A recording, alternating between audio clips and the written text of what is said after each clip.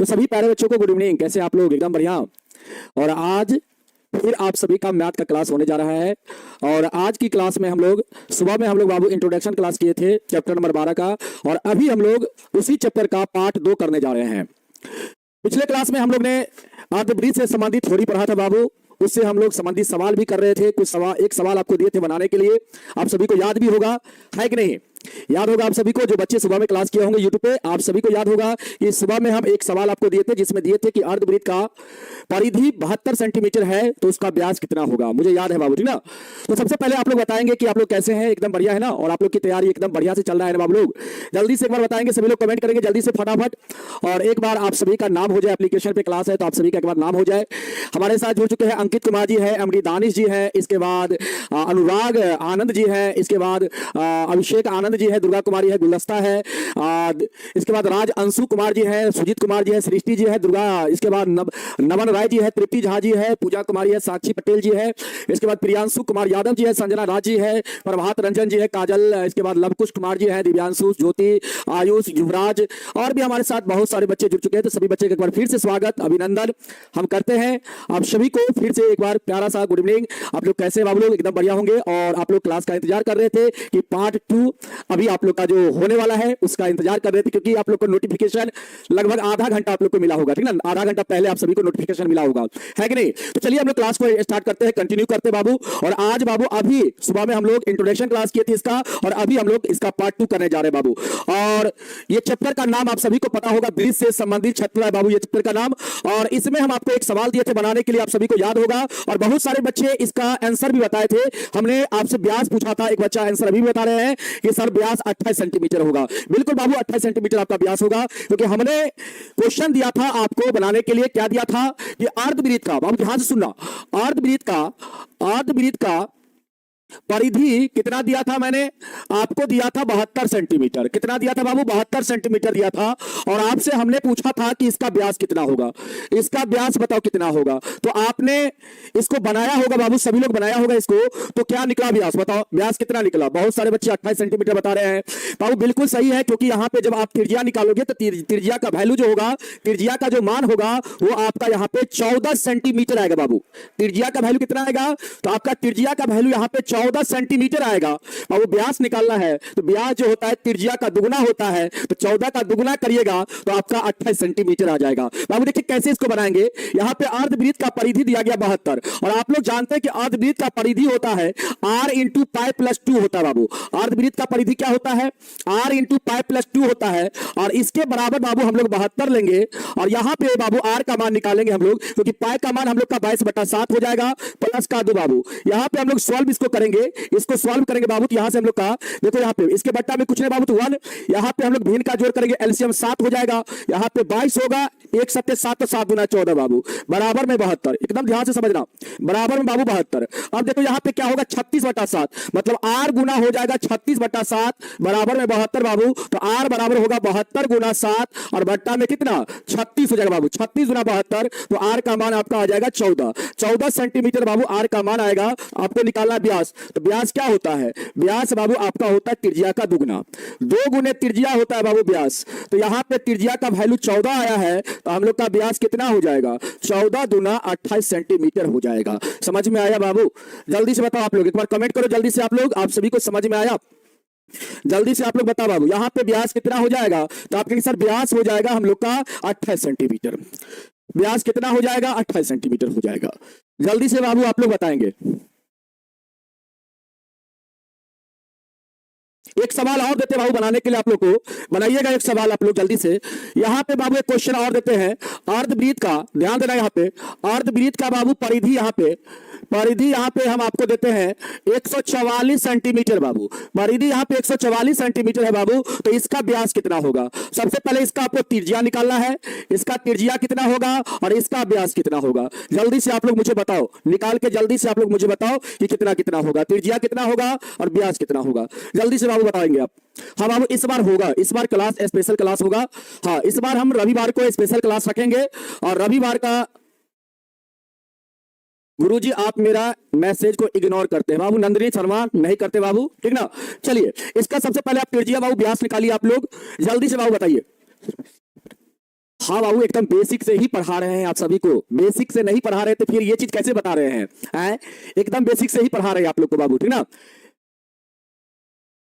जल्दी से बताओ बाबू, यहां पे बताओ क्या होगा, त्रिज्या कितना होगा। सबसे पहले ये देखो, सबसे पहले ये देखो, यहां पे अर्धवृत्त का परिधि कितना दिया गया है, 144 दिया गया है बाबू। देखो अर्धवृत्त का परिधि क्या होता है तो आप लोग जानते हैं बाबू, आज सुबह में भी हम आपको लिखाए थे। अर्धवृत्त का परिधि होता है बाबू कितना, तो आपके sir r into pi plus 2 होता है। और अर्धवृत्त का परिधि दिया गया बाबू सवाल में कितना, 144। फार्मूला लगाएंगे r इंटू पाई प्लस 2 बराबर हम लोग का यहाँ पे 144 हो जाएगा बाबू। ध्यान से सुनना, r यहाँ पे बाबू पाई का मान 22/7 प्लस का 2 बराबर 144, बराबर में बाबू 144। ध्यान दो, इसको बाबू आप सॉल्व करोगे तो यहां से आपका 36/7 आएगा। इसको आप सॉल्व करना, देखो ध्यान से, 22/7 में 2 को जोड़ोगे बाबू तो यहां पे भिन्न का जोड़ होगा, एलसीएम आपका 7 हो जाएगा। 7 1 का 7 तो यहां पे 22 हो जाएगा, और 1 7 7 बाबू 7 दूना का 14 हो जाएगा। मतलब इसको जोड़ेंगे ऊपर तो 36 होगा, नीचे 7 बाबू, 36/7 आपका यहां पे आएगा बाबू सॉल्व करके। अब बराबर में कितना, तो बराबर में 144 है। अब बाबू यहां पे आर का वैल्यू निकालोगे आप, तो आर का वैल्यू कितना होगा, देखो 7 का गुना 144 के साथ हो जाएगा, 144 का गुना 7 के साथ, और बट्टा में बाबू यहां पे ये जो 36 ऊपर है ये आपका यहां पे बट्टा में आ जाएगा। 36 इसको काटोगे 4 बार में कटेगा बाबू, कितना बार में, 4 बार में कटेगा। तो बताओ आर का मान कितना आएगा, 7 चौके 28 आ जाएगा। 28 सेंटीमीटर यहां पे बाबू आर का मान आया, मतलब त्रिज्या आया। यहां पे त्रिज्या कितना होगा, तो आपने सर 28 सेंटीमीटर यहां पे त्रिज्या होगा बाबू। यहां पे व्यास भी आपको निकालना है, तो व्यास क्या होता है, यहां पे व्यास क्या होगा बताओ, व्यास होता है त्रिज्या का दुगुना बाबू। जल्दी से बताओ, त्रिज्या का दुगुना होता है, तो 2 में त्रिज्या से गुना कर देंगे बाबू, तो हम लोग का कितना हो जाएगा व्यास, 56 सेंटीमीटर हो जाएगा। तो हम लोग यहां पे लिख सकते हैं बाबू अर्थात या अतः त्रिज्या बराबर 28 सेंटीमीटर, और व्यास बराबर कितना बाबू, तो व्यास बराबर 56 सेंटीमीटर। जल्दी से एक बार आप लोग कमेंट कर देना बाबू, क्या आप सभी को समझ में आया। एक बार आप सभी लोग कमेंट कर देना, क्या आप सभी लोग को समझ में आया, यस या नो, जल्दी से बाबू। इसके बाद नया टॉपिक पे हम लोग चलेंगे। अब हम लोग वृत्त के चतुर्थांश के बारे में पढ़ेंगे बाबू, जल्दी से। अब हम लोग वृत्त के चतुर्थांश के बारे में पढ़ेंगे। क्लास रिकॉर्ड नहीं है, क्लास लाइव है बाबू। सर आप सिर्फ लड़की का कमेंट पढ़ते हैं, नो नो ऐसा बात नहीं है पवन कुमार जी, ठीक है। चलो, हम किसी का कमेंट इग्नोर नहीं करते बाबू, ठीक है। आप सभी इतना प्यारा है, प्यारे बच्चे हैं, और आप सभी का कमेंट इग्नोर करना बहुत गंदी बात है कि नहीं। चलो अब यहाँ पे अब हम लोग नया टॉपिक पढ़ेंगे। नया टॉपिक क्या पढ़ेंगे, और सवाल करवाएंगे। अभी तो ये तो बाबू आप लोग का बेस, हम तो आपको थ्योरी करवा रहे हैं, ये तो आपको हम थ्योरी करवा रहे हैं, और सवाल होगा, और सवाल हम इस पे करवाएंगे। इसके लिए आप लोग को बिल्कुल चिंता नहीं करना है, ठीक है। अभी थ्योरी पढ़ा रहे हैं बाबू आप सभी को, ठीक है। थ्योरी पर आधारित सवाल करवा रहे हैं एग्जाम्पल के साथ। आइए अब बाबू हम लोग पढ़ेंगे वृत्त का चतुर्थांश। वृत्त का चतुर्थांश, वृत्त का चतुर्थांश, वृत्त का चतुर्थांश क्या होता है,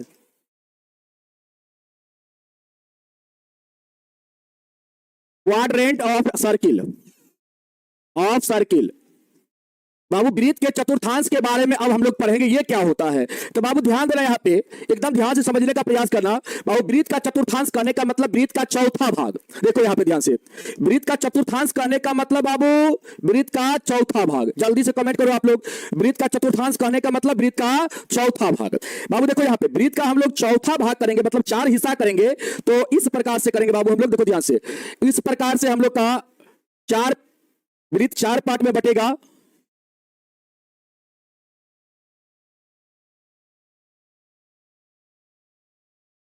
इस प्रकार से बाबू हम लोग वृत्त को 4 पार्ट में बांटेंगे। इस प्रकार से हम वृत्त को क्या करेंगे बाबू, 4 पार्ट में बांटेंगे। समझ में आया, इस प्रकार हम लोग वृत्त को क्या करेंगे, 4 पार्ट में बांटेंगे। तो इसमें से जो 1 पार्ट जो होगा, एक पार्ट जो हम लोग लेंगे बाबू, ये वाला पार्ट, इसी को हम लोग क्या बोलेंगे, चतुर्थांश बोलेंगे। यही हमारा क्या है, वृत्त का चतुर्थांश है। ये हमारा क्या है बाबू, वृत्त का चतुर्थांश है। क्या है, चतुर्थांश है, चतुर्थांश है। वृत्त का क्या है बाबू, चतुर्थांश है। समझ में आया, यहां तक क्लियर है बाबू। तो यहां से आप 2 फार्मूला याद रखना। पहला बाबू क्षेत्रफल का याद रखना, वृत्त का चतुर्थांश का क्षेत्रफल क्या होता है। तो बाबू ध्यान देना, यहां पे ये वृत्त का चौथा हिस्सा है बाबू। ये जो भाग आप देख रहे हैं, ये वाला पार्ट जो आप देख रहे हैं, इसी को बाबू हम लोग यहाँ पे, ये भी आपका वृत्त का चतुर्थांश हो जाएगा। यहाँ पे 4 पार्ट है बाबू, सभी पार्ट क्या होगा, वृत्त का चतुर्थांश होगा। प्रत्येक पार्ट जो यहाँ पे है, क्या यहाँ पे जो प्रत्येक पार्ट जो है आपका, वो आपका वृत्त का चतुर्थांश है। समझ में आया, जल्दी से बताओ बाबू, समझ में आया यहाँ पे।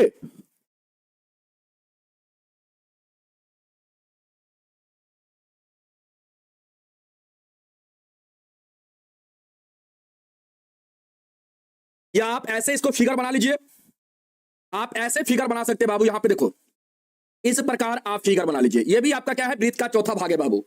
इसको हम लोग क्या बोलेंगे, वृत्त का चतुर्थांश बोलेंगे। ये भी हमारा क्या है, वृत्त का चतुर्थांश है। ये भी हमारा क्या है, वृत्त का चतुर्थांश है। इसी का बाबू ये भाग है, देखो यहाँ पे सेम आकार का नहीं है, बिल्कुल है बाबू ये सेम आकार का। तो इसी को हम लोग क्या कहेंगे, वृत्त का चतुर्थांश। अब यहां पर देखो बाबू ध्यान से, इसका क्षेत्रफल क्या होगा, इसका एरिया क्या होगा। तो बाबू एरिया होगा, वृत्त का चौथा भाग है तो वृत्त का क्षेत्रफल का चौथा भाग होगा बाबू। वृत्त का क्षेत्रफल का क्या होगा, चौथा भाग होगा। इसका एरिया जो होगा वह वृत्त के क्षेत्रफल का क्या होगा, चौथा भाग। यानी मतलब हम लोग क्या कहेंगे यहाँ पे, वृत्त के चतुर्थांश का जो क्षेत्रफल होगा वह वृत्त के क्षेत्रफल का कितना भाग, चौथा भाग होगा, एक चौथाई के बराबर होगा। समझ में आया। वृत्त के क्षेत्रफल में 4 से भाग दे देंगे आप लोग तो वृत्त का चतुर्थांश का क्षेत्रफल आ जाएगा। बताओ बाबू, वृत्त का चतुर्थांश का क्षेत्रफल आ जाएगा। क्लियर है बाबू यहां तक। अब आप लोग कहेंगे सर इसका परिमाप नहीं होता है, तो बाबू इसका परिमाप अगर आप लोग याद रखना चाहेंगे तो इसका परिमाप भी आप यहां से परिधि कहिए चाहे परिमाप कहिए बाबू, दोनों एक ही चीज होता है। परिधि और परिमाप दोनों एक ही चीज होता है बाबू। तो इसका अगर परिधि आप याद रखेंगे तो देखना ध्यान से यहां पे बाबू, ये आपका क्या है, यहां से यहां तक की लंबाई को हम लोग रेडियस कहेंगे बाबू। तो देखो यहां पे ध्यान से, ये वृत्त का क्या है, केंद्र बिंदु है बाबू। आप वृत्त के केंद्र बिंदु से परिधि को छूने वाली रेखा को क्या कहेंगे बाबू, त्रिज्या कहेंगे।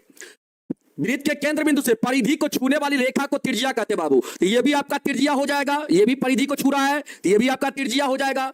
और बाबू ये जो लंबाई आपका होगा यहां से यहां तक का जो लंबाई होगा ये कितना होगा, तो आप कहेंगे सर यहां से लेकर और यहां तक का जो लंबाई होगा ये हमारा लंबाई होगा बाबू कितना, तो वृत्त का परिधि का ये लंबाई जो होगा यहां से लेकर यहां तक वृत्त का परिधि का चौथा भाग होगा। मतलब बाबू वृत्त का परिधि 2πr होता है, इसमें हम लोग 4 से डिवाइड कर देंगे तो यहां से लेकर यहां तक का जो लंबाई होगा वो आपका कितना हो जाएगा, तो आप कहेंगे सर πr/2 हो जाएगा। कितना हो जाएगा, πr/2 हो जाएगा बाबू। ये पीला वाला जो लंबाई आप देख रहे हैं ये लंबाई हमारा हो जाएगा πr/2। तो बाबू परिमाप क्या होगा, परिधि क्या होगा, तो परिधि के बारे में आपको बताए थे। परिधि मतलब होता है कुल लंबाई, टोटल लंबाई। तो बाबू इसका टोटल लंबाई हम लोग करेंगे तो क्या होगा बाबू, इतना लंबाई पीला वाला लंबाई आपका जो है, ये जो पीला लंबाई आपका है वो πr/2 है बाबू।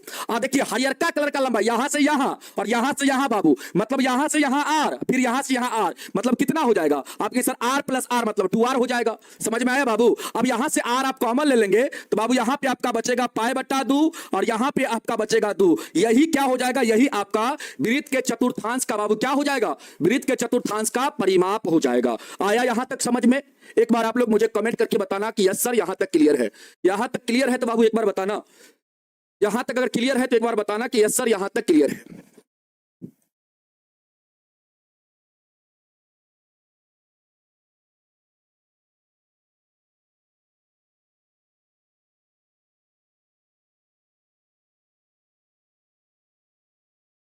क्लियर है बाबू।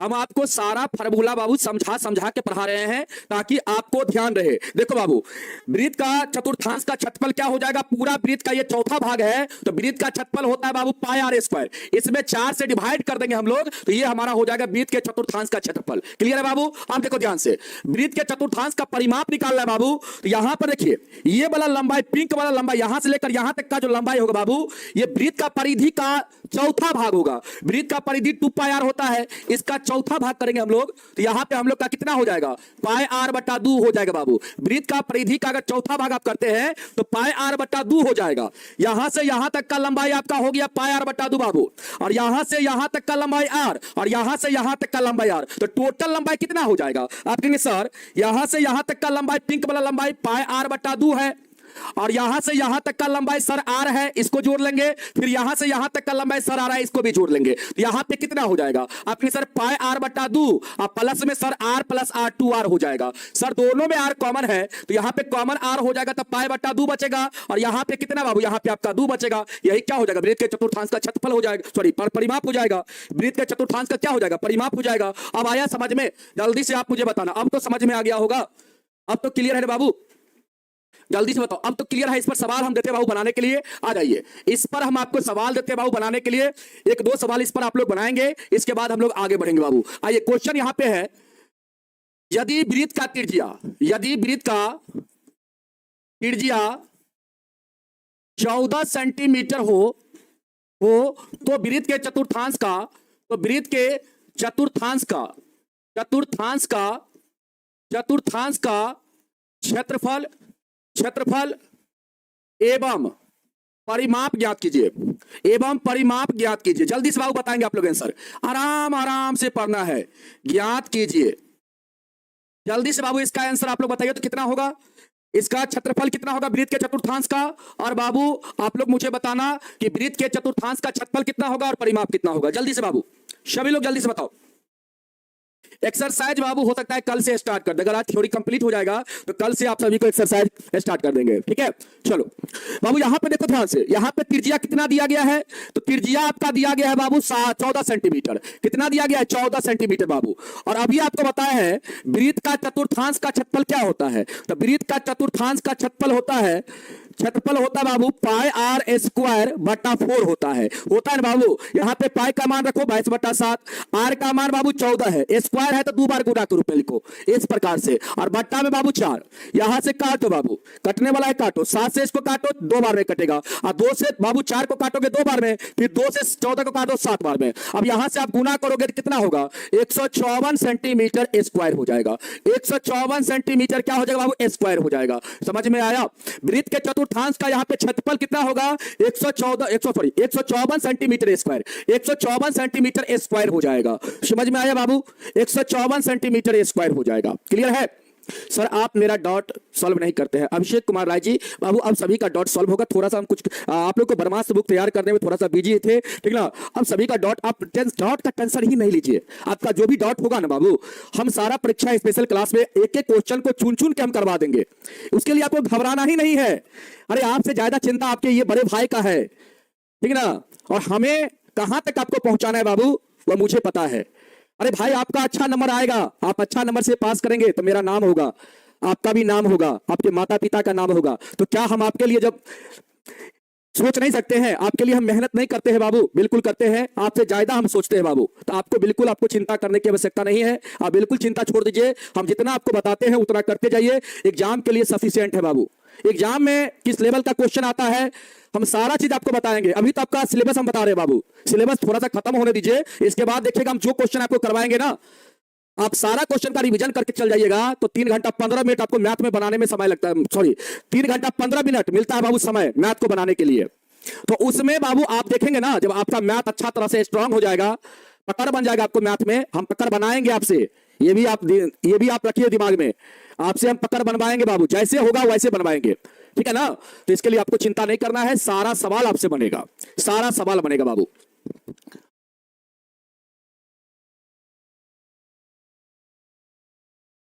अरे बाबू 4 कहां से आया, 4 फार्मूला में होता है।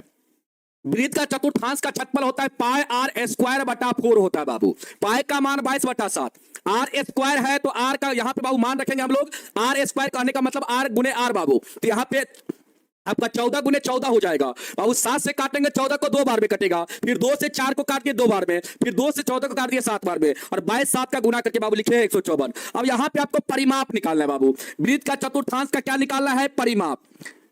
यहां पे हम क्षेत्रफल नहीं लिखे हैं, वृत्त के चतुर्थांश का क्षेत्रफल बाबू। अब आपको निकालना है वृत्त के चतुर्थांश का क्या बाबू, परिमाप निकालना है। परिमाप क्या होता है बाबू, परिमाप या परिधि एक ही बात होता है बाबू। परिमाप होता है r इंटू पाई बटा 2 बाबू, और प्लस में क्या होता है, प्लस में आपका 2 होता है, ठीक ना। आप देखो r का मान 14 रखो, पाई का मान बाबू यहाँ पे 22/7 बाबू, 7 आपका नीचे आ जाएगा, इसके साथ गुना हो जाएगा 7 का, तो 7 गुना यहाँ पे 14 हो जाएगा प्लस का 2। अब बाबू इसको आप सॉल्व करेंगे, देखो यहाँ पे ध्यान से समझना, यहाँ पे ध्यान से समझना बाबू। देखो 22/7 हम लिखते, और बट्टा में बाबू यहाँ पे 2 है, यहाँ पे देखो इसमें बाबू यहाँ पे देखो पाई का मान 22/7 लिखते और बट्टा में 2 है बाबू, तो 7 का गुना 2 के साथ हो जाएगा, तो यहाँ पे हम लोग का 22 बट्टा हो जाएगा 14। क्या हो जाएगा, 22/14 हो जाएगा बाबू। अब प्लस का 2 है, इसको आप सॉल्व करेंगे बाबू, देखो कितना होगा। आप कहेंगे सर यहाँ पे गुना में 14 है, और इसके बाद देखिए बाबू 7, यहाँ पे देखो 22 हो जाएगा बाबू, इसके बाद प्लस 14 दूना 28, यानी तो आप भिन्न का जोड़ कर लीजिए, इसके बट्टा में कुछ नहीं तो बाबू 1। अब 14 1 का एलसीएम लेंगे बाबू, यहाँ पे 14 हो जाएगा, 14 1 का 14, यहाँ पे 22 1 का 22 हो जाएगा, और 1 से बाबू 14 में भाग दीजिएगा तो 14 बार में लगेगा, 14 में 2 से गुना करेंगे तो 28 हो जाएगा यहाँ पे। तो आपका हो जाएगा 14 गुना में कितना, यहां पे जोड़ेंगे बाबू तो कितना हो जाएगा 50 बट्टा आपका 14 हो जाएगा। 14 से 14 क्लियर हो जाएगा बाबू, यहाँ पे आपका कितना हो जाएगा 50 हो जाएगा। कितना हो जाएगा बाबू यहाँ पे 50 हो जाएगा। तो परिमाप कितना होगा, परिमाप यहाँ पे 50 हो जाएगा बाबू, 50 सेंटीमीटर आपका परिमाप हो जाएगा। और बाबू क्षेत्रफल कितना होगा, तो 154 सेंटीमीटर स्क्वायर हो जाएगा। बताओ बाबू,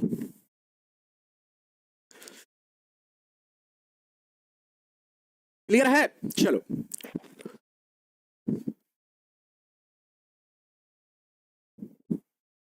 ठीक है बाबू।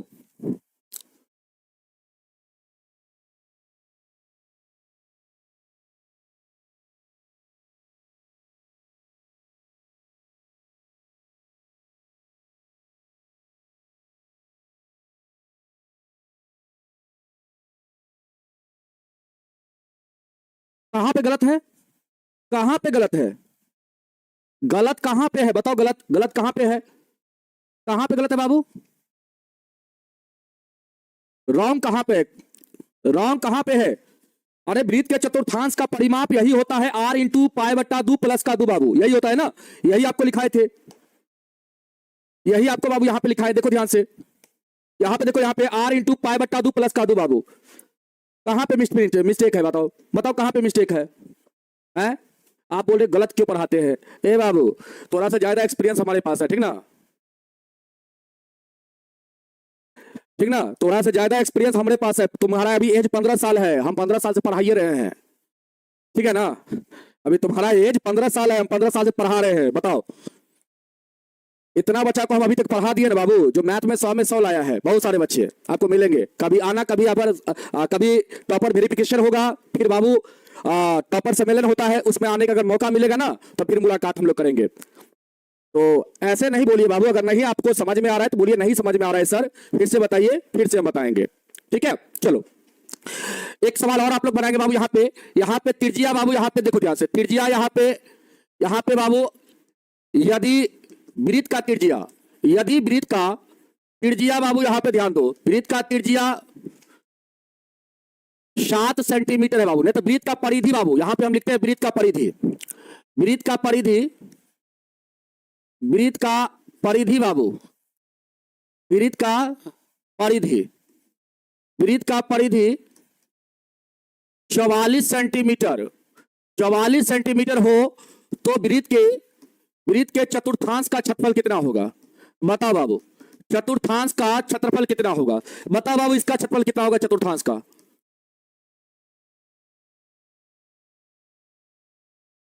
जल्दी बताओ। वृत्त का परिधि दिया गया बाबू, वृत्त का परिधि दिया गया है, वृत्त का परिधि यहां पे दिया गया 44 सेंटीमीटर बाबू, तो वृत्त का चतुर्थांश का क्षेत्रफल क्या होगा। कहां पे 22 आया है बाबू, कहां से आप बोल रहे हैं 22 के बारे में, 22 कहां पे बोल रहे हैं, 22 कहां से आया, कौन 22 के बारे में आप बता रहे हैं, 22 कहां से आया। ए बाबू इसको आप जोड़िएगा, देखो पाई का मान 22/7 रखेंगे आप, तो यहां से सॉल्व करेंगे बाबू तो कितना होगा 22/14 हो जाएगा, ए प्लस का 2 है, ए बाबू यहां से हम सॉल्व करके नहीं बता दिया आपको, देखो इसके बट्टा में कुछ नहीं तो 1, अब यहां पे सॉल्व आप करेंगे बाबू तो इसका गुना हो जाएगा, और इसका गुना, इसका गुना होगा तो इसको ऊपर लिखे बाबू गुना करके, तो 22 हो जाएगा ऊपर, और इसका गुना करेंगे तो नीचे बाबू, तो 22/14 आपका यहां से हो जाएगा, यहां से आपका 22/14 हो जाएगा, प्लस का 2 है बाबू, इसका भिन्न का आप जोड़ करेंगे यहाँ पे, तो त्रिज्या का मान 14 है, और यहाँ पे भिन्न का आप जोड़ करेंगे तो यहाँ पे एलसीएम बाबू आपका 14 हो जाएगा, 14 एक का 14 तो 22 एक का 22 हो जाएगा, और 1 से 14 में भागा लगेगा, 14 बार में लगेगा, तो 14 में 2 से गुना होगा तो 28, 22 को जोड़ेंगे बाबू 50 हो जाएगा, और बट्टा में 14, तो 14 से 14 क्लियर हो गया, तो आपका 50 ना बचेगा, 50 ना बचेगा रे नूनू, बताओ, आप हम ही को बोल देते हैं, बताओ आ जा रहे नूनू, इस सवाल को बनाओ जल्दी से, इस सवाल का बताओ क्या होगा आंसर। तो आपके सर वृत्त का परिधि यहाँ पे दिया गया है, वृत्त का परिधि कितना दिया गया है, तो आपके सर वृत्त का परिधि दिया गया है 44 सेंटीमीटर, 44 सेंटीमीटर, और वृत्त का परिधि क्या होता है बाबू, तो आपके सर 2 पाई आर होता है, 2 पाई आर का वैल्यू 44 दिया गया है, यहाँ पे बाबू पाई का मान रखो 22/7 गुना में बाबू आर, गुना में आर, तो यहां से बाबू आपका आर का वैल्यू निकलेगा, आपके सर आर का वैल्यू कितना निकलेगा, तो आप कहेंगे सर यहां पे आर बराबर हम लोग का होगा 7 का गुना 44 के साथ बाबू, तो 7 गुना 44 हो जाएगा, और बट्टा में बाबू दोनों का गुना, तो 22 गुना 44 बट्टा में, तो बाबू 44 और 44 कट जाएगा, यहाँ पे त्रिज्या का वैल्यू आपका 7 आएगा, त्रिज्या का वैल्यू कितना आएगा बाबू 7 सेंटीमीटर आ जाएगा। वृत्त का चतुर्थांश का क्षेत्रफल निकालना है, वृत्त का चतुर्थांश का क्षेत्रफल निकालना बाबू, देखो ध्यान से क्या होगा, तो वृत्त के चतुर्थांश का क्षेत्रफल, चतुर्थांश का क्षेत्रफल जो होगा वो आपका होगा बाबू पाई आर स्क्वायर बटा 4। बाबू पाई का मान यहां पे 22/7, पाई का मान रखेंगे 22/7, आर का मान बाबू 7 निकला है तो 7 गुना 7 हो जाएगा। अब बट्टा में बाबू कितना 4, बट्टा में कितना 4, यहां पे 7 से 7 कटेगा आपका। अब देखो ध्यान से, इस 22 को बाबू हम लोग और इस 4 को 2 से काटते हैं, 11 दूना 22 और 2 दूना 4, तो बाबू 11 सते 77 हो जाएगा। अब बट्टा में 2, इतना सेंटीमीटर स्क्वायर हो जाएगा। वृत्त के चतुर्थांश का क्षेत्रफल कितना 77/2 सेंटीमीटर स्क्वायर। इसको डेसिमल में लिखेंगे बाबू तो 2 तिया 6, इसके बाद 2 तिया 6, 2 अट्ठे 16, 2 पंचे 10, 38.5 सेंटीमीटर स्क्वायर हो जाएगा। डेसिमल में 38.5 सेंटीमीटर स्क्वायर हो जाएगा बाबू वृत्त के चतुर्थांश का क्षेत्रफल। आया समझ में? 1 घंटा का बाबू क्लास लेंगे, 1 घंटा का आप लोग का क्लास होगा, 8 बजे तक क्लास आप लोग का एंड हो जाएगा। चलो बाबू आगे बढ़े हम लोग। तो इस टाइप से बाबू आप लोग इस प्रकार से आप लोग वृत्त के चतुर्थांश का क्षेत्रफल आप लोग निकालेंगे। बताओ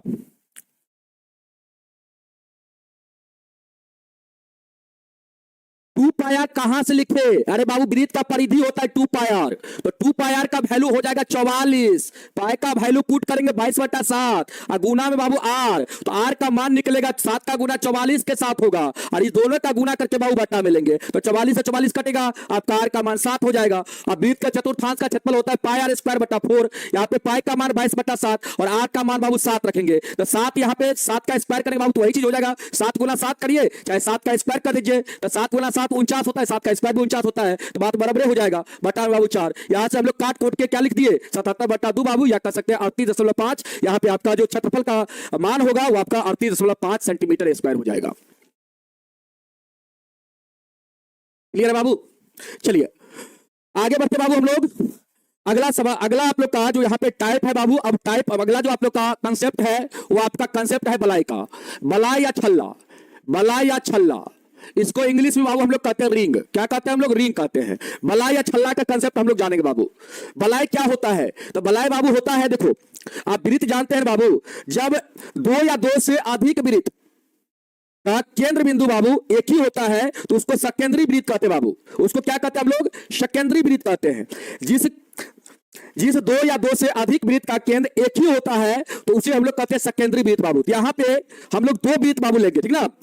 यहाँ पे हम लोग 2 वृत्त लेंगे, एक वृत्त आपको ले लिया है यहाँ पे और एक वृत्त और लेते बाबू हम लोग इस प्रकार से हम लोग 2 वृत्त लेंगे और यहाँ पे हम लोग का ये वाला जो पार्ट होगा, देखो ध्यान से देखते चलोगे ना तो आराम से समझ में आएगा बाबू।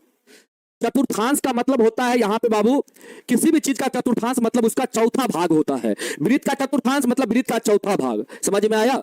चतुर्थांश के बारे में तो हम आपको बता दिए कि वृत्त का चौथा भाग होता है बाबू। यहाँ पे आप समझने का प्रयास करेंगे। यहाँ पे हमने क्या लिखा है? बलाई या छल्ला। बाबू देखो छल्ला क्या होता है, तो ये वाला जो पार्ट आप देख रहे हैं इसी पार्ट को हम लोग क्या कहते हैं? छल्ला बाबू कहते हैं। क्या कहते हैं हम लोग? छल्ला, या इसी को हम लोग बलाई कहते हैं बाबू, रिंग कहते हैं। समझ में आया? इसको हम लोग क्या बोलते हैं? ये जो हरा वाला, हम हरा जो बाबू जहां पे हरा किए हैं, जहां पे हम लोग बाबू छायांकित किए हरा कलर से, ये हमारा क्या है? तो बाबू बलाई है। क्या है हम लोग का? ये बलाई है। इसी को हम लोग क्या कहते हैं बाबू? छल्ला भी कहते हैं। कहीं कहीं आपको इसको छल्ला बोला जाता है, या इंग्लिश से बोले तो बाबू इसको हम लोग रिंग बोलते हैं। अब ध्यान से समझने का प्रयास करना बाबू। यहाँ पे एक ही फार्मूला आपको याद रखना है बाबू। देखो यहाँ पे केंद्र बिंदु होगा, दोनों वृत्त का यहाँ पे 2 वृत्त है बाबू, एगो बाहर वाला है एगो भीतर वाला, और दोनों वृत्त का यहाँ पे केंद्र बिंदु क्या होगा? एक ही केंद्र बिंदु होगा। अब देखो बाबू, इस केंद्र बिंदु से अंदर वाला वृत्त को बाबू हम लोग छू रहे हैं परिधि को, तो ये हमारा क्या हो जाएगा? यहाँ पे देखो ध्यान से, यहाँ पे ध्यान से सुनना। ये बाबू यहाँ पे हम लोग इस परिधि को छू दिए, अंदर वाला वृत्त के परिधि को छू दिए तो ये हमारा त्रिज्या हो जाएगा और इसको हम लोग स्मॉल आर से बाबू डिनोट करेंगे। और बाहर वाला वृत्त को बाबू इसी केंद्र बिंदु से बाहर वाला अगर वृत्त के परिधि को छू देंगे तो बाबू इसको हम लोग कहेंगे त्रिज्या, लेकिन इसको हम लोग कैपिटल आर से डिनोट करेंगे। ये बाबू आपका बाह्य त्रिज्या हो गया, यहां से यहां आपका बाह्य त्रिज्या हो गया, और यहां से यहां जो आपका हुआ, यहां से यहां तक जो हुआ बाबू, ये आपका आंतरिक त्रिज्या हो गया। तो आंतरिक त्रिज्या को हम लोग स्मॉल आर से डिनोट करेंगे और बाहरी त्रिज्या को हम लोग बाबू कैपिटल आर से डिनोट करेंगे। यहां पे लिख देते बाबू, यहां पे जो बड़ा आर है ये आपका है बाबू बाहरी त्रिज्या, ये आपका क्या है? बाहरी त्रिज्या है बाबू। बाहरी त्रिज्या है, और यहां पे जो छोटा वाला आर है ये आपका क्या है, भीतरी त्रिज्या है बाबू, ये आपका क्या है, भीतरी त्रिज्या। इसको आप लोग ध्यान रखेंगे। तो बाबू यहां पे एक ही फार्मूला बनता है, एक फार्मूला क्या बनता है बाबू, तो क्षेत्रफल का, वलय का क्षेत्रफल ही आपसे हमेशा पूछा जाएगा, इसको आप लोग ध्यान रखना। तो बाबू इसका क्षेत्रफल क्या होता है, इसका क्षेत्रफल होता है पाई। बाबू देखो बाहरी वाला वृत्त का क्षेत्रफल आप निकालेंगे तो बाहरी वाला वृत्त का त्रिज्या क्या है बाबू, बड़ा आर है, तो पाई बड़ा आर स्क्वायर हो जाएगा। और भीतरी वाला बाबू, भीतरी वाला वृत्त का अगर क्षेत्रफल आप निकालेंगे, बाहरी वाला वृत्त का क्षेत्रफल निकालेंगे तो पाई बड़ा आर स्क्वायर हो जाएगा। अगर भीतरी वाला बाबू वृत्त का क्षेत्रफल निकालेंगे तो पाई छोटा आर स्क्वायर हो जाएगा। समझ में आया? और दोनों क्षेत्रफल को हम लोग घटा देंगे बाबू, यही हमारा क्या हो जाएगा, वलय का क्षेत्रफल हो जाएगा। यही हमारा क्या हो जाएगा बाबू, वलय का क्षेत्रफल हो जाएगा। तो यहां पे बाबू एक चीज और होगा, यहां पे आप कहेंगे सर यहां पे पाई कॉमन हो जाएगा, तो बाबू पाई कॉमन हो जाएगा तो बाबू गोष्ठ में क्या बचेगा, तो यहां से बड़ा आर स्क्वायर और माइनस है बाबू, तो माइनस, और यहां से आपका छोटा आर स्क्वायर, और इसको तोड़ेंगे हम लोग और इसको खोलेंगे बाबू, तो ये आपका ए स्क्वायर माइनस बी स्क्वायर के फॉर्म पे है। तो यहां पे हो जाएगा बड़ा आर प्लस छोटा आर, गुना में बड़ा आर माइनस का छोटा आर हो जाएगा बाबू। यही हम लोग का क्या हो जाएगा, वलय का बाबू क्षेत्रफल हो जाएगा। चाहे आप इस फार्मूला को याद रखिए, चाहे आप इसको याद रखिए, चाहे आप इसको याद रखिए, तीनों में से किसी एक को बाबू यहां पे आप याद रखिएगा, ठीक है, तीनों में से किसी एक को ही याद रखिएगा, तो बाबू आपका वलय का क्षेत्रफल का फार्मूला हो जाएगा। समझ में आया? चलिए इस पर एक क्वेश्चन हम आपको देते बनाने के लिए, कंसेप्ट क्लियर हो जाएगा बाबू। यहां पे आइए एक क्वेश्चन देते बनाने के लिए, यहां पे बाबू लिखेंगे यदि किसी वलय का बाहरी त्रिज्या, वलय का बाहरी एवं भीतरी त्रिज्या क्रमशः 4 सेंटीमीटर एवं बाबू 3 सेंटीमीटर हो तो बाबू वलय का क्षेत्रफल क्या होगा, बताओ मुझे। तो वलय का क्षेत्रफल क्या होगा, वलय का क्षेत्रफल क्या होगा, बताओ बाबू, बताओ आप लोग, वलय का क्षेत्रफल क्या होगा, जल्दी से बताओ। सर बहुत फास्ट पढ़ा रहे बाबू, फास्ट नहीं पढ़ा रहे। देखो आप बहुत जगह पढ़े होंगे बाबू, तो आपको ये जो क्षेत्रमिति जो आपका चैप्टर है 12 नंबर, एक ही दिन में बहुत जगह आपको थ्योरी को कंप्लीट कर दिया गया होगा। आप बहुत जगह हो सकता है ऑफलाइन सेंटर में आप पढ़े होंगे या कहीं से ऑनलाइन भी आप देखे होंगे क्लास, तो वहां पे आप देखे होंगे कि बाबू एक ही दिन में थ्योरी को कंप्लीट कर दिया गया होगा, ठीक ना। लेकिन यहाँ पे हम अभी 2 क्लास लिए हैं, सुबह में भी क्लास हुआ है और अभी भी क्लास हो रहा है बाबू। अभी तक आप लोग का थ्योरी आधा ही कंप्लीट हुआ है, आधा और थ्योरी करवाना है आपको। हमको लगता है कल सुबह में जाके आपका, कल सुबह में जो क्लास लेंगे तब जाके पूरा थ्योरी कंप्लीट होगा, ठीक ना। और परसों से बाबू आप लोग का चैप्टर का जो एक्सरसाइज है वो आपका स्टार्ट होगा परसों से सुबह में, ठीक ना। तो बाबू अभी तो आप लोग का थ्योरी ही चल रहा है और इतना स्लो मूड में हम पढ़ा रहे हैं, फिर भी आप कह रहे हैं कि फास्ट है, ठीक ना। फास्ट नहीं बाबू, एकदम स्लो पढ़ा रहे हैं, ठीक ना। चलिए हम सभी बच्चा को लेके चल रहे हैं बाबू। यहाँ पे फिगर बनाने की आपको जरूरत नहीं है। यहाँ पे बाहरी बाबू देखो, बाहरी और भीतरी त्रिज्या, पहले बाहरी है तो यहाँ से बाबू बाहरी त्रिज्या आप लेंगे 4, पहले बाहरी, तो यहाँ पे पहले वाला मान जो होगा वो आपका बाहरी त्रिज्या हो जाएगा। अब बाद में भीतरी है तो बाद वाला मान जो होगा वो भीतरी त्रिज्या हो जाएगा। तो बाबू यहाँ पे बड़ा आर का मान 4 सेंटीमीटर हो जाएगा। बड़ा आर कहने का मतलब बाहरी त्रिज्या, यहाँ पे लिख देते बाबू बाहरी त्रिज्या आपका दिया गया बाबू, कैपिटल आर का मान दिया गया है 4 सेंटीमीटर। और भीतरी त्रिज्या बाबू ध्यान देना, यहाँ पे भीतरी त्रिज्या मतलब स्मॉल आर का मान बाबू दिया गया है 3 सेंटीमीटर। आपको निकालना है वलय का क्षेत्रफल। क्या निकालना बाबू, वलय का क्षेत्रफल। तो यहां पे लगाइए फार्मूला, वलय का क्षेत्रफल का फार्मूला क्या होगा। आप कहेंगे सर वलय का क्षेत्रफल का फार्मूला होता है पाई बड़ा आर स्क्वायर माइनस पाई छोटा आर स्क्वायर। या बाबू आप यहां पे डायरेक्ट लिखे ऐसे, यहां पे पाई हम कॉमन ले लेते बाबू और बड़ा आर स्क्वायर माइनस छोटा आर स्क्वायर लिखते हैं। अब यहां पे पाई का मान बाबू रखिए 22/7, पाई का मान 22/7 रखिए। अब यहां से बड़ा आर बाबू देखिए 4 है तो 4 का स्क्वायर करेंगे कितना हो जाएगा, आप कहेंगे सर 16 हो जाएगा और माइनस है बाबू। और यहां पे देखिए छोटा आर का मान कितना 3 है तो 3 का स्क्वायर करेंगे 9 हो जाएगा। अब यहां से सॉल्व करिए, यहां से बाबू 7 हो जाएगा तो गुना में 7, 7 से 7 क्लियर हो जाएगा। तो यहां पे आंसर कितना हो जाएगा, आप कहेंगे सर वलय का क्षेत्रफल जो होगा वो हम लोग का 22 सेंटीमीटर स्क्वायर हो जाएगा। अब आया समझ में, 22 सेंटीमीटर स्क्वायर हो जाएगा। आ गया बाबू सेंटीमीटर स्क्वायर, सेंटीमीटर नहीं लिखना बाबू, सेंटीमीटर स्क्वायर लिखना। क्षेत्रफल है और क्षेत्रफल द्विमीमा वाला राशि है। यहाँ पे आपका यूनिट सेंटीमीटर में है तो आप यहाँ पे सेंटीमीटर स्क्वायर लिखेंगे। अगर यहाँ पे यूनिट मीटर में रहता तो यहाँ पे आप मीटर स्क्वायर लिखते। समझ में आया? हाँ बाबू चलिए आगे बढ़े हम लोग। क्लियर है कंसेप्ट, क्लियर है कंसेप्ट बाबू, जल्दी से बताओ। चलो और सवाल करवा दे, इस पे एक सवाल और हो जाए जल्दी से। आप लोग अगर कमेंट करेंगे तो एक सवाल और हो जाएगा बाबू, एक सवाल और हो जाएगा जल्दी से। अगर कमेंट करेंगे तो एक प्रीवियस ईयर का सवाल हम आपको देंगे बनाने के लिए, और आप मुझे बताना इसका आंसर क्या होगा। एक प्रीवियस ईयर का सवाल है बाबू, पूछा हुआ सवाल है। अगर आप चाहेंगे तो आप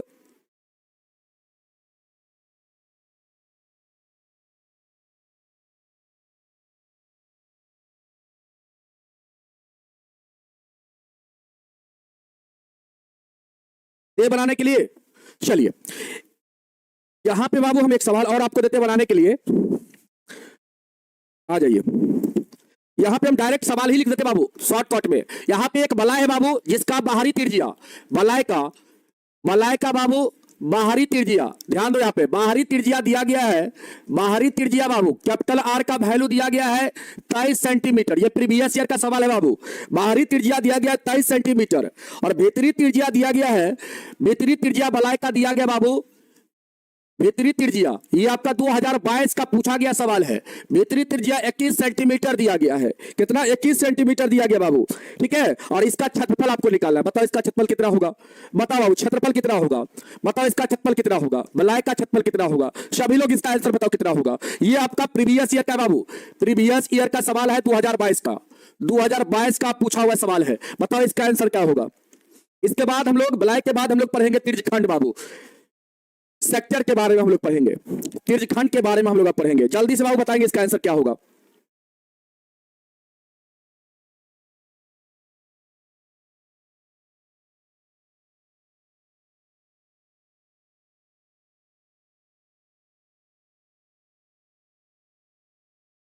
चलो सभी लोग आंसर करने का प्रयास करेंगे बाबू, सभी लोग आंसर करने का प्रयास करेंगे।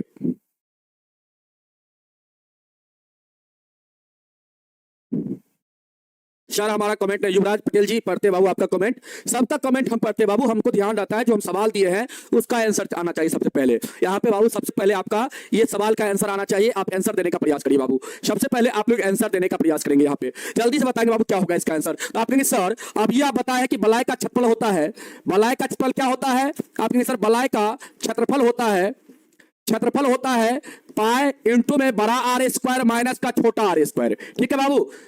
अब देखो ध्यान से, पाई का मान यहाँ पे बाबू यहाँ पे आता लिख देना, क्योंकि इसको निकालना है हम लोग को, तो आता लिख देना बाबू। यहाँ पे पाई का मान 22/7, बड़ा आर का मान बाबू 23 है तो 23 का स्क्वायर हो जाएगा, और छोटा आर का मान 21 है तो 21 का स्क्वायर हो जाएगा। यहाँ पे देखो बाबू 23 का स्क्वायर कितना होता है, आपके सर 529 होता है, 529, और 21 का होता है 441 बाबू। अब यहाँ से आप सॉल्व करेंगे तो यहाँ पे कितना होगा 22/7, गुना में कितना हो जाएगा, ये दोनों का बाबू घटा लीजिए। 9 में से 1 जाएगा तो 8 यहाँ पे बचेगा, और 12 में से 4 जाएगा बाबू तो यहाँ पे 8 बचेगा, और यहाँ पे बाबू आपका कितना, तो आपका हो जाएगा बाबू 5, यहाँ पे तो आपका 4 बचा, 4 में से 4 तो 0 बाबू। यहाँ से आपका हो जाएगा कितना 22/7 गुना 88।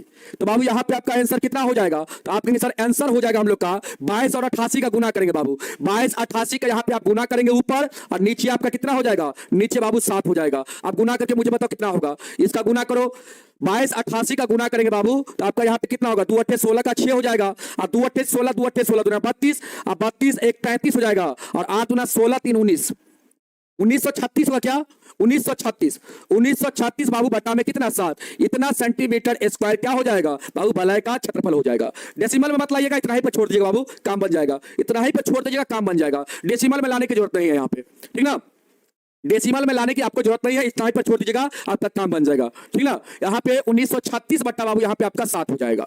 समझ में आया तो एक बार आप लोग कमेंट कर देंगे मुझे कि यस सर यहाँ तक हम लोग को क्लियर है, आगे बढ़ा जाए। सर आप मेरा कमेंट नहीं पढ़ते रे बाबा, माथा फोड़ ले, हम सबका कमेंट पढ़ते हैं रे नुनू अमर, सबका कमेंट पढ़ते हैं। हम बोल दिए तुमको, थोड़ा सा ज्यादा हमको चिंता है रे बाबू, थोड़ा हम कहे ना वहां तक थोड़ा पहुंचाएंगे ना, वहां तक जहां तक तू सोच नहीं रहा है, ठीक है। तुम सोच नहीं रहा कि मेरा मैथ में कितना नंबर रहेगा, कि मेरा कोई बच्चा ये भी सोचता होगा कि सर मेरा मैथ तो बहुत कमजोर है, हमारा 30 नंबर आ जाएगा तो काम बन जाएगा। ए बाबू तू 30 के लिए मत सोच रे, थोड़ा नंबर कितना रहेगा पता है मैथ में, कितना भी तू कमजोर है ना तो तुम्हारा नंबर 80 प्लस से रहेगा। तू घबरा नहीं, ठीक ना, तू मेहनत कर, तू मेहनत कर, तुम घबरा नहीं, तू मेरे बातों को मान, ठीक है, तू मेरे बातों को मान, फिर देखना तुम्हारा मैथ में 4 चांद लग जाएगा, ठीक है। चलो यहाँ पे बता बाबू, आप सभी लोग सेटिस्फाइड है ना इस सवाल से। हाँ सर सर सर सर क्या बाबू बताओ, क्या आगे करा लीजिए, क्या बाबू करा ले आगे, नेक्स्ट टॉपिक पे चला जाए। बताओ बाबू, नेक्स्ट टॉपिक पे चला जाए। आप चिंता मत करिए, आपको हम पहुंचाएंगे वहां तक, बिल्कुल आपको चिंता नहीं करना है। 100 में 100 लाएंगे बाबू। जिनका मैथ स्ट्रांग है तो समझ लीजिए आपका 100 में 100 है, जिनका मैथ एवरेज है तो आपका 90 प्लस है, और जिसका मैथ वीक है समझ लीजिए आपका भी 80 प्लस ही रहेगा। सिर्फ मेरा बात को मानना है आपको। एग्जाम स्पेशल क्लास तो हर हाल में करना है, उसको तो छोड़ना ही नहीं है, ठीक ना। और हम आपको एगो चीज बता देते हैं, मेरा एगो दोस्त है, ठीक ना, जो क्वेश्चन सेटिंग करता है ना बाबू, उसका कोई पता नहीं, उसका चाचा जी है कि कोई है, लेकिन हमारा दोस्त सब कुछ बता देता है, किस लेवल से क्वेश्चन सेट किया जाता है, कैसे कैसे क्वेश्चन डाला जाता है। तो वो दोस्त हमको सारा चीज बताता है कि दोस्त इस लेवल का क्वेश्चन सेट होता है। और हम पहले से भी जानते हैं बाबू, 15 साल से पढ़ाते पढ़ाते तो इतना एक्सपीरियंस मेरे पास आ गया है ना कि हम जानते हैं कि किस लेवल का क्वेश्चन पूछा जाता है एग्जाम में, और वही क्वेश्चन आपको करवाएंगे। अभी तो सिलेबस है तो आपको सभी चीज बता रहे हैं, जो चीज भी नहीं आपको एग्जाम में पढ़ना है वो भी चीज यहाँ पे बता रहे हैं, लेकिन एग्जाम में स्पेशल क्लास में वही चीज हम आपको पढ़ाएंगे जो आपको पढ़ना है, जो आपके एग्जाम में आएगा, ठीक ना। तो इसके लिए आप लोग बिल्कुल चिंता नहीं करिए। एग्जाम स्पेशल क्लास लेते हैं तो उस क्लास में आप लोग जरूर जुड़िएगा।